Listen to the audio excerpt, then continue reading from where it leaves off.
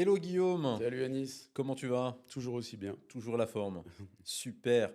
Eh bien écoute, on enchaîne le troisième podcast. Ouais, On a parlé, on a fait un petit peu d'histoire, on a posé un peu les un risques, petit peu d'acculturation. un peu d'acculturation, mais là maintenant il est temps de passer un petit peu aux choses concrètes. On va rentrer dans le vif du sujet. Eh ben super. Et justement, alors on revient sur notre thème de l'IA générative, et plus particulièrement de l'IA générative dans le quotidien, puisque le but aussi de ce podcast, c'est d'essayer d'acculturer, d'aider, de présenter à tous nos auditeurs la manière dont ils peuvent utiliser l'IA dans le quotidien. Alors la première chose, je pense, sur laquelle on ne va pas revenir sur la définition de l'IA générative, on l'a déjà expliqué dans les précédents podcasts. Par contre, la question qui se pose, c'est que peut-on, de manière pratico-pratique, générer avec l'IA Avec générative? l'IA. Alors, on va développer un petit peu, puisqu'il y a pas mal de choses. Le premier point que tout le monde connaît, c'est celui que tout le monde a essayé, c'est le texte. Donc c'est la base de l'IA. Donc on peut générer du texte pour une multitude de besoins.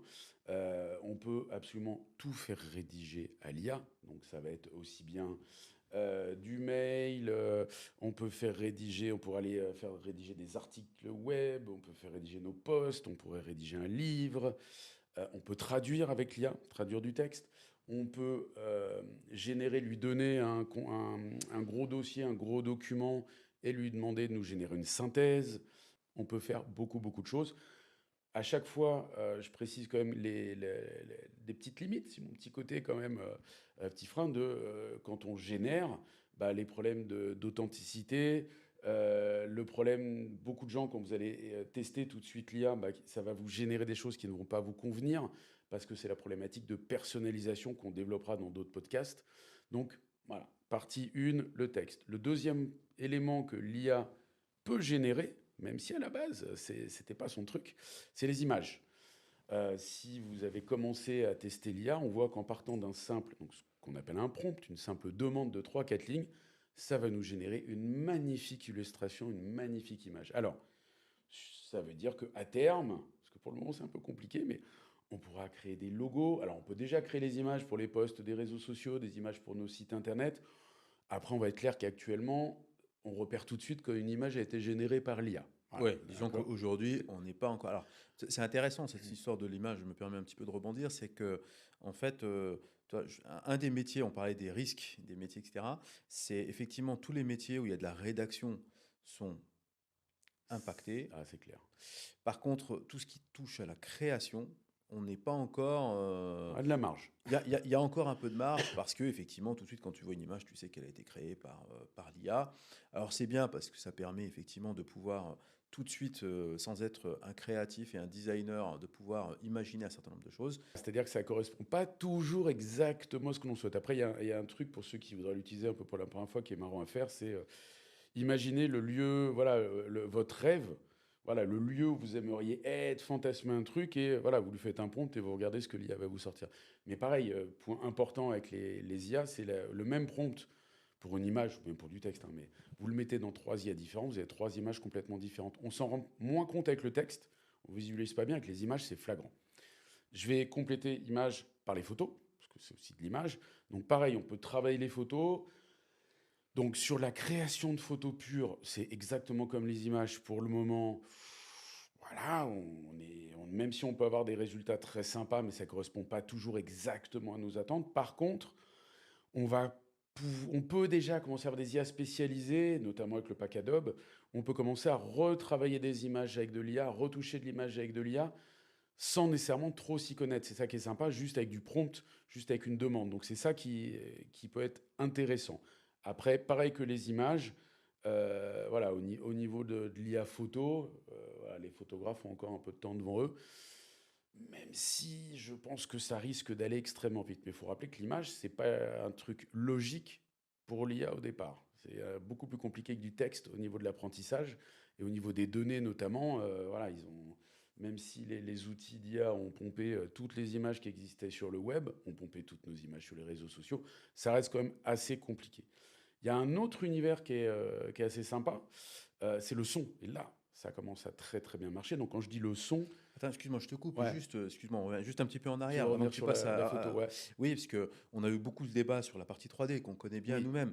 C'est que en effet, la génération de 3D, quand on parle de 3D à partir d'une source de départ qui peut être un plan 2D ou qui peut être une esquisse ou qui pourrait être un modèle Mmh. 3D pour en générer, parce que ça c'est vrai que c'était un sujet sur lequel on a beaucoup travaillé, on a des balbutiements mais on n'y est pas encore complètement. On peut faire de la, de la petite maquette.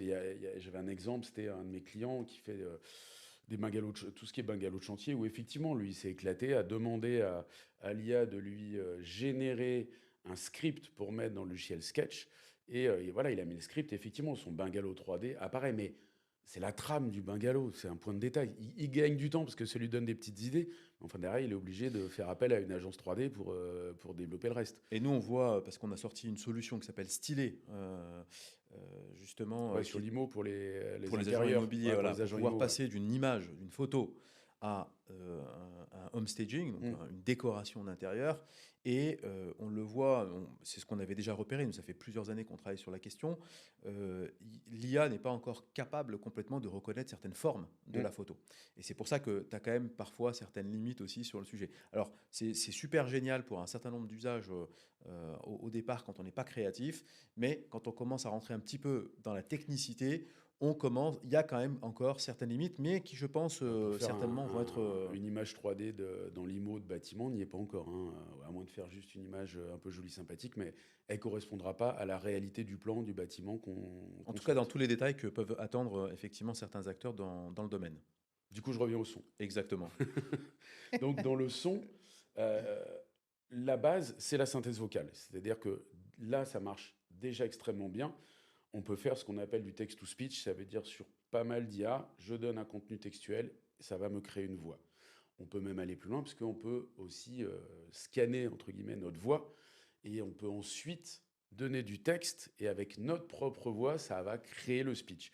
Donc là, ça commence déjà à être extrêmement avancé. C'est limite, je pense, un des secteurs, on voit les assistants vocaux, etc. Je pense que c'est un des univers dans la génération qui, globalement, marche le mieux pour moi actuellement, quoi. Il y a, en complément du son, on va mettre la musique, parce que celui-là, il est particulier, les gens ne l'ont pas nécessairement repéré, mais l'IA est capable de créer tout type de musique, créer des chansons, etc., avec un niveau qui est assez exceptionnel. Vous avez un outil qui s'appelle Suno, euh, qui est absolument génial. Vous pouvez le tester gratuitement. Vous mettez juste un petit prompt, ça vous crée une chanson. Le texte est top. Voilà, enfin, il n'est pas ni mieux ni moins bien, je ne sais pas, mais que des chansons actuelles. La musique est bien, on peut créer tout ce qu'on veut, choisir tout ce qu'on veut. On peut mettre son propre texte, ça va vous créer une chanson derrière. Donc c'est là ce qui montre qu'au niveau, dans cet univers du son et de la musique, là, il y a des avancées majeures, mais qui sont inquiétantes pour les auteurs, les compositeurs. Pour tout ce qui est artistique, Ah, il y a une question, voilà. voilà, on en parlait la fois dernière, c'est pour ça qu'à Hollywood, il y a eu des problèmes au niveau La grève, ouais, ils ont fait la cinématographique, grève. voilà, il y a eu cette grève, et en effet, va se poser toute la question des droits d'auteur dans le domaine de la création artistique, littéraire par ailleurs. Alors si on regarde dans le domaine de l'entreprise, tu parlais des synthèses de voix, en effet, il y a tout un tas de solutions qui sont en train qui existent déjà, hein, qui fonctionnent, Mm. notamment avec comment dire, des assistants virtuels dans lesquels on pourrait faire apposer même d'ailleurs sa voix Ouais, directement. Alors moi j'en ai testé un certain nombre, on n'est pas encore en résultat, ouais, ça fait encore un peu voix robot voilà, par ça moment. fait un peu parfois voix robot, et puis voilà, c'est souvent en plus des solutions américaines qui, voilà. Alors, je Ils sais nous qu'il y a mettent un certain nombre. accent quand on fait en français, on a droit à un accent anglais, et on Alors parle pas comme ça. forcément l'accent anglais, mais parfois elle va pas forcément comprendre les subtilités encore de la langue Ouais, et avoir les ouais. intonations, etc.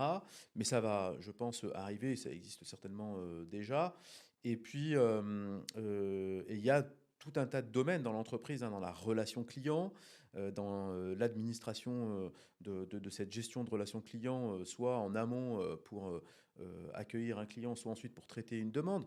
On parle dans le domaine de la prospection, sujet Mm. que moi je regarde beaucoup. Il existe déjà des solutions qui permettent d'aller prospecter par l'IA directement au premier appel, en appel à froid, pour aller contacter un client, notamment sur certaines cibles d'entreprise, parce que sinon parce qu'on a un niveau assez limité en fait d'échange grâce à cette IA, mais qui va permettre de pouvoir aller justement aller tomber cette première barrière avec les assistants et assistantes quand on est sur ce premier appel C'est à froid horrible. et qui est On non est mais appelé par des robots. ben, et aujourd'hui, ça existe, ça Ouais. existe.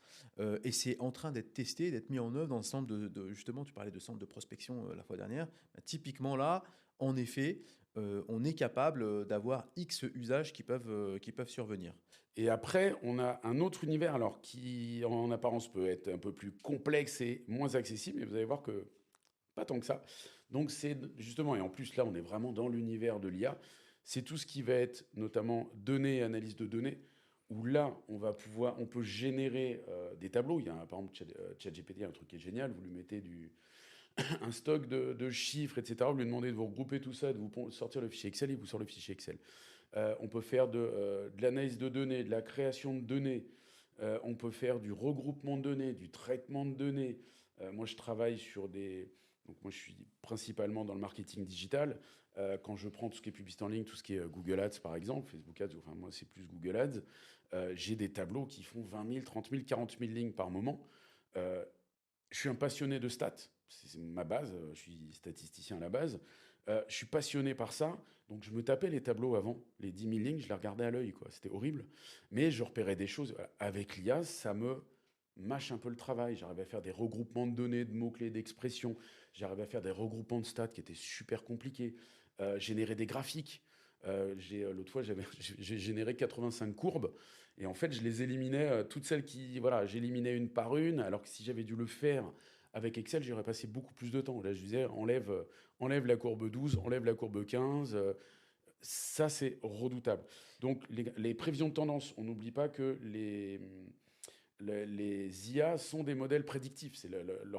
La base, c'est un modèle prédictif. Ça fait de la probabilité. Donc, si je veux faire du prédictif, calculer des tendances de marché, faire des études de marché, par exemple, c'est redoutable. Donc, cette partie données, analyse de données, est, pour moi, un des trucs les plus importants. Alors, par rapport à ça, si tu veux, moi j'ai travaillé effectivement dans le domaine de l'IT, notamment sur des solutions comment dire, autour de la donnée. Souvent on parlait de business intelligence, on parlait BI. de BI, de data analytics, etc. Donc c'est des vrais sujets aujourd'hui, enfin, qui existent depuis très longtemps. Le traitement des données en masse avec le big data existe depuis très longtemps. La notion de prédictif existe aussi depuis un certain temps. Elle n'est pas forcément opérante de partout, mais elle existe Elle depuis nous un était certain pas temps. accessible à Exactement. tous. Je pense que si tu veux, le vrai changement pour moi en termes de paradigme par rapport à l'utilisateur, parce que d'abord, c'est des modèles qui n'étaient pas forcément très simples à mettre en œuvre, Non. à travers des solutions qui pouvaient être onéreuses. Parfois, quand on ne maîtrisait pas Excel, on n'avait pas forcément besoin de solutions complexes pour justement aller analyser un certain nombre de données, à la fois en termes d'abord d'analyse, mais aussi en termes de prédiction potentielle. Alors que ici, en effet, à travers des solutions simples, des méthodes simples, on va être capable, en premier niveau, deuxième niveau, de pouvoir traiter un volume de données, extraire des analyses, extraire des analyses qui proviennent de données différentes, de sources différentes, et de pouvoir ensuite en extraire une synthèse, et de pouvoir en extraire des graphiques, voire aller un cran plus loin techniquement si on maîtrise un petit peu pour faire un peu du prédictif, Mm. et en effet de pouvoir dans son quotidien très facilement avoir, en concaténant des données, sortir des tableaux qui apportent de la valeur sans avoir à passer par des solutions onéreuses ou passer par des développeurs ou des spécialistes de la donnée. Et avec un langage simple. C'est la grande différence de l'IA, c'est que tout ce qu'on avait avant, toutes les solutions de BI qu'on avait avant, il fallait de la technicité. Là, aujourd'hui, vous rentrez des tableaux Excel dans le chat GPT, vous lui posez des questions. Et il répond à vos questions. Et la question, on lui pose avec un langage humain. Il n'y a pas besoin de script ou de code. Et ce qu'on va voir après, par contre, le script et le code, on peut aussi, c'est le dernier élément qui est potentiellement généré par l'IA. L'IA, à la base, c'est du code. Hein, on va être clair, c'est de l'informatique, c'est du code. Donc, une très grande majorité des gens, si je parle de script et de code, au secours. Voilà. Donc, l'IA pour les développeurs est un outil qui est redoutable. Ça les accompagne, ça les aide à développer des lignes de code. C'est un super contrôleur aussi quand on lui met des lignes de code elle va vous dire ce qui colle et ce qui colle pas. Donc ça, c'est un élément qui va révolutionner l'informatique. Mais moi, c'est ça que j'adore avec l'IA, c'est que moi, je suis pas du tout développeur ni codeur. Voilà, je suis du marketing digital. J'ai toujours été nul en informatique pure. Ça n'a pas été mon truc. J'ai jamais fait de script de ma vie, par exemple. Alors que dans le digital, j'ai des collaborateurs qui font des scripts. Moi, je ne sais pas scripter au départ. Depuis qu'il y a l'IA, j'arrive à faire des scripts. Alors, je vais vous donner un exemple super simple. Euh, Vous avez Excel, on peut manager Excel avec ce qu'on appelle du code VBA. Au secours, le truc incompréhensible, j'ai jamais mis un orteil là-dedans, je voulais même pas regarder. Et en fait, c'est l'IA un jour, je lui ai posé la question parce que j'avais il n'y a pas très très très longtemps finalement. Mais voilà, j'ai un export, j'exporte beaucoup de tableaux Excel dans mon boulot, et notamment, par exemple, j'ai des exports où j'ai 75 colonnes, dont les trois quarts me servent à rien. Donc je passais mon temps à les supprimer manuellement, bêtement et méchamment. Et en fait, un jour, j'ai demandé à l'IA, et l'IA me dit, bah si, il n'y a aucun problème. Tu me donne-moi le nom, vu que ton tableau c'est récurrent. C'est vrai que tous les jours, ce tableau-là, ce type de tableau, je les bosse. Je lui ai donné les colonnes à supprimer, plus quelques autres points. L'IA m'a généré un code VBA. Waouh! Et après, qu'est-ce que je fais de ce code VBA? Bah, l'IA m'a fait mon petit tuto en me disant où il fallait que je clique dans le menu, mais alors d'une précision. Tu cliques là, ça ouvre la fenêtre, tu cliques sur le petit truc, tu copies-colles le code, tu le mets et tu valides. Et là, j'ai vu mon tableau magnifique. Donc ça, moi, c'est un point sur lequel j'insiste, parce que ces systèmes de script, on peut les utiliser dans Excel. Si je prends le basique du quotidien dans les entreprises, on peut utiliser dans Excel, dans PowerPoint, dans Word, partout. On peut utiliser des petits scripts qui vont nous aider à manager. Donc, il ne faut pas hésiter à demander à l'IA en disant, moi, j'ai telle problématique, comment est-ce que je peux solutionner cette problématique de PowerPoint ou d'Excel? En général, elle va vous répondre qu'il suffit de faire un script. Vous allez dire, bah oui, mais je ne sais pas faire de script. Elle va vous faire le script. Et vous allez pouvoir utiliser directement le script. Donc, c'est ça moi, que je trouve absolument génial, c'est que ça nous simplifie notre quotidien, euh, même quand on n'a pas les compétences. Mais quelque part, c'est un peu le côté génial de l'IA qui fait que quand on est incompétent complet dans un univers, bah, on devient moins con. Là. Ça y est, voilà, on peut être débutant quelque part et grâce à l'IA, on est moins débutant. Et je ne vais pas dire qu'on va devenir expert, mais au moins on peut utiliser des solutions qu'on ne pouvait pas utiliser avant. C'est le plus important avec l'IA pour tout le monde, c'est d'identifier ce qu'on peut faire avec et toutes les possibilités. Et Alors ça, c'est justement, il y a fondamental. peut-être un domaine alors, tu vois, que tu n'as pas abordé. On a parlé par exemple de son, d'image, de son. Il y a aussi le domaine de la vidéo. J'ai zappé la vidéo, Eh tu as oui, entièrement raison. parce que la vidéo, alors, C'est un petit domaine léger, la vidéo. alors c'est pour ça, parce que j'ai pas mal de débats avec des collègues vidéastes et autres, où effectivement, et c'est là où on a la frontière hein, dans ces discussions entre l'expertise dont on a besoin, l'humain qui va aller sur le terrain hein, pour filmer directement, euh, et puis quelque part ce qu'on va en générer derrière grâce à l'IA. Et dans ce que tu as dit juste précédemment, c'est que sur un certain nombre de sujets, on va avoir besoin d'expertise, sur d'autres, parfois pas forcément, pas nécessairement. Et c'est là où, en effet, l'IA est géniale, c'est qu'on on est de plus en plus dans une société qui consomme de la vidéo. Dans les entreprises, Mm. clairement, aujourd'hui, c'est un vrai sujet sur lequel nous, d'ailleurs, on insiste beaucoup auprès de nos clients. La vidéo est certainement le média aujourd'hui le plus utilisé, typiquement pour expliquer son produit, expliquer son entreprise, expliquer sa marque employeur, et ainsi de suite.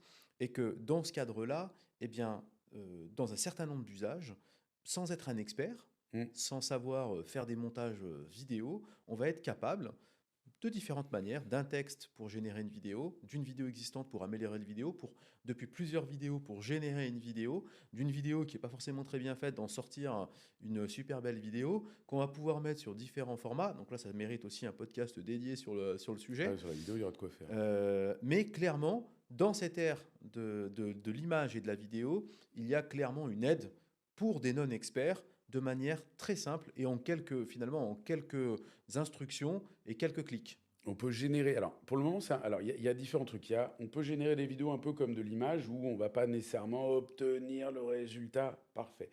Après, il y a les usages vidéo actuels on peut détecter. Alors, je vais parler déjà de la vidéo dans quelques mois, de ce qui pourrait arriver, parce qu'il y a une IA qui nous a été présentée, c'est l'IA ultime et qui n'existe pas encore, qui n'est pas accessible, qui s'appelle Sora. C'est ChatGPT qui l'a fait. Euh, où là, on partira d'un simple prompt et on aura une vidéo absolument exceptionnelle. Ce qui est limite peut faire, je sais pas, peur, mais moi, quand j'ai vu les délires de Sora, je dis, mais à terme, on fait un scénario et elle va nous sortir le film. Après, nous, aujourd'hui, dans les entreprises, sur cette partie vidéo, il y a plusieurs. Il y en a un dont tu as beaucoup entendu parler ces derniers temps, c'est une solution qui s'appelle Agen. Et Agen, c'est une solution qui nous permet. Je vais enregistrer, par exemple, moi 30 secondes là en français, filmé. Je vais générer la même vidéo, mais en anglais, en espagnol, en italien, en toutes les langues, et mes lèvres vont se calquer dessus. Donc ça, c'est un truc qui est assez génial. Alors après, la traduction, à voir si elle est bonne ou pas, si on ne parle pas toutes les langues, ça peut être compliqué. Après, je pense que ce qui va être intéressant, c'est de pouvoir générer des vidéos dans le digital, notamment rapidement, euh, des vidéos d'illustration sur pas mal de thématiques, de nos univers notamment, où, comme on fait une image pour un post, on va pouvoir générer des petites vidéos assez rapidement. Il y a une multitude d'outils qui existent. Après, voilà, c'est encore en balbutiant. Je ne sais pas si tu utilises toi Bien des sûr, nous outils. aujourd'hui on commence un petit peu à utiliser de manière simple, hein, notamment comment passer d'une image par exemple à animer une image. Donc en fait quand tu fais une succession d'images que tu vas animer en vidéo, bah, en fait finalement tu récupères les rushs vidéo et à la fin tu peux faire un petit montage vidéo sans être un expert. Alors on est encore au balbutiement, ça reste des vidéos très courtes, mais clairement aujourd'hui c'est un sujet. C'est un sujet, alors ça enlèvera pas, et c'est là où moi je fais toujours la balance entre ça n'enlèvera en rien le fait de faire appel à des experts parce qu'il y a un certain nombre de montages vidéo, de captation de la vidéo, de scénarisation. Quand même, tu passes par l'IA qui parfois ne colle pas forcément avec ce que tu attends et tu auras toujours besoin de l'aide d'un professionnel. Donc, clairement, la possibilité de pouvoir utiliser l'IA dans ce domaine-là et que dans tous les domaines qu'on a vus. Donc, peut-être, je ne sais pas si tu avais d'autres points à rajouter Non, là, je pense là-dessus. que sur la génération, on est pas mal. Voilà, je pense qu'on a vu quand même voilà, les grandes thématiques, parce que bien Ouais, évidemment, on peut descendre dans le détail. Par exemple, quand tu parles de texte, je veux dire, là, tu as 1000 usages. c'est sans fin. C'est sans fin. Tu peux Ouais. générer des documentations techniques, tu peux générer Cahier des charges, des études de cahiers des marché. charges, des études de marché, et tout un tas d'usages, Hmm. en réalité, qui se cachent derrière. Et je dirais même que c'est à l'infini dans tous enfin, en tout cas dans de nombreux cas d'usage, dans différents secteurs et à toutes les échelles de l'entreprise. Dans ces grandes thématiques, il y a beaucoup de choses à réinventer. Donc, ce que je propose, c'est qu'on s'arrête ici Ouais, pour ce podcast. Et l'idée, c'est d'avancer un petit peu plus sur le prochain épisode pour comprendre, parce que les différentes IA génératives, parce qu'il y en a un certain nombre, tu les as évoquées hmm, précédemment, mais qu'est-ce qui se cache derrière, qu'est-ce qu'elles font, on en parlera au prochain épisode. ça roule. Salut Anis.